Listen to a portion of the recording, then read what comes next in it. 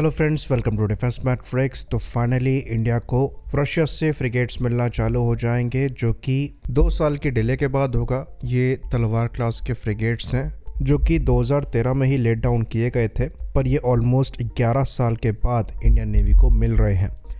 यहाँ पर जो 2 साल की डिले हुई है ये रशिया यूक्रेन वॉर की वजह से हुई है, जो कि अभी भी चल रही है। पर अच्छी बात यहाँ पर यह है कि इसके बावजूद ये फ्रिगेट्स डिलीवर होंगे।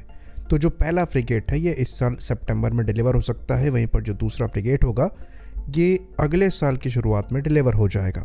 तो इन दोनों फ्रिगेट्स का नाम INS तुशील और तमाला होगा और इन्हें रशिया के यंतर शिपयार्ड में बनाया जा रहा है।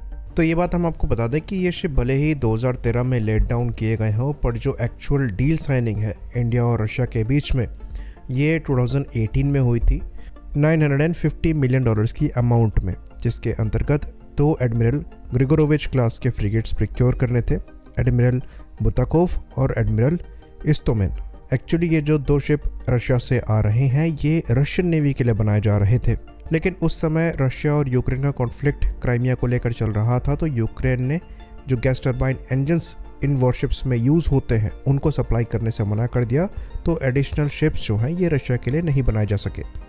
बाद में 2017 में इंडिया ने रशिया से ये गैस टर्बाइन इंजन प्रिक्योर करने के लिए डील साइन करी ताकि इन शिप्स में ये लग पाए और इंडिया द्वारा ये शिप्स जो हैं लिए जा सकें। वहीं पर 2 एडिशनल फ्रिगेट्स जो हैं ये इंडिया में ही बनेंगे, गोवा शिपयार्ड द्वारा बनाए जाएंगे, जिसके लिए डील 2018 में साइन हुई थी। तो ये दोनों शिप्स जो हैं ये 2026-27 से इंडियन नेवी को मिलेंगे। तो ये बात हम आपको बता दें कि यहाँ पर जो इन वॉरशिप्स की स्पेसिफिकेशंस है ये आपको ऑलमोस्ट सिमिलर मिलेगी जो कि एडमिरल ग्रिगोरोविच क्लास फ्रिगेट्स में है।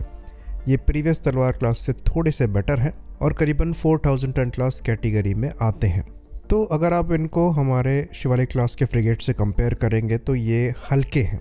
शिवालिक क्लास फ्रिगेट्स करीबन 2000 टन ज़्यादा डिस्प्लेसमेंट के हैं, पर यहाँ पर जो ऑफेंसिव कैपेबिलिटी है वो कंपैरेबल मिलेगी। दोनों ही 8 ब्रह्मोस मिसाइल कैरी करने में सक्षम है, लेकिन एयर डिफेंस के मामले में शिवालिक क्लास फ्रिगेट्स ज़्यादा मिसाइल्स कैरी करने में सक्षम है। जो तलवार क्लास फ्रिगेट्स हैं ये 12x2 की कन्फिग्रेशन में यानी कि टोटल 24 वर्टिकल लॉन्चिंग सिस्टम से स्टिल 1 मिसाइल फायर करने में सक्षम है। वहीं पर जो शिवालिक क्लास के फ्रिगेट्स हैं ये करीबन 32 बराक 1 मिसाइल्स कैरी करती हैं।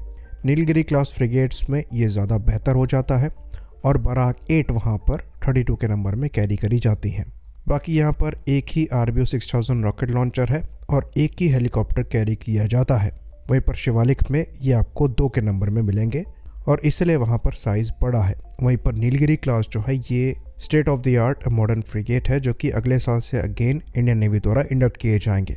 तो सवाल यहाँ पर ये उठता है कि अगर आप 2024 के एंड में एक वॉरशिप को सर्विस में इंडक्ट कर रहे हैं तो 1 दशक पुरानी टेक्नोलॉजी के साथ उनको इंडक्ट करने का क्या मतलब है।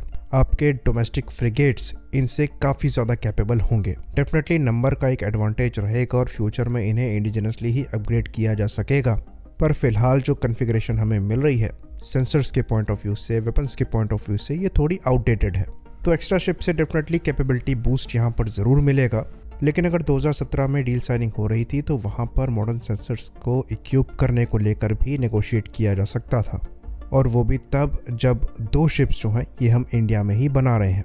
खैर ये कोई स्टेल्थ फ्रिगेट नहीं है, बहुत ज़्यादा एक्सपेंसिव भी नहीं है, पर ऑफेंसिव फायर पावर इनकी काफ़ी ज़्यादा डिसेंट है, जिसके अंतर्गत जैसा कि हमने डिस्कस किया ये 8 ब्रह्मोस मिसाइल कैरी करने में सक्षम है। तो कम से कम जो एडिशनल कैरियर बैटल ग्रुप्स की रिक्वायरमेंट है नए एयरक्राफ्ट कैरियर्स के साथ, उनको पूरा करने में यहाँ पर थोड़ी मदद मिलेगी, क्योंकि एडिशनल एक और एयरक्राफ्ट कैरियर ऐड करने की बात यहाँ पर करी जा रही है। तो जो सरफेस वेसल्स की रिक्वायरमेंट है ये यहाँ पर वैसे ही बढ़ जाती है।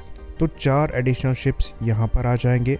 साथ ही साथ प्रोजेक्ट 17 अल्फा के अंतर्गत करीबन 7 फ्रिगेट और मिल जाएंगे। तो आने वाले 5-6 सालों में करीबन 11 फ्रिगेट्स जो हैं ये इंडियन नेवी की सर्विस को ज्वाइन करेंगे। और अगर आप इंडियन नेवी की ओवरऑल स्ट्रेंथ को देखेंगे तो ज़्यादातर आपको वॉरशिप्स जो हैं ये ऑलमोस्ट नए दिखेंगे। आई होप इन्फॉर्मेशन यहाँ पर क्लियर रही हो। इसी बात पर इस वीडियो को हम ख़त्म करेंगे। लाइक करिए, सब्सक्राइब करिए। जय हिंद।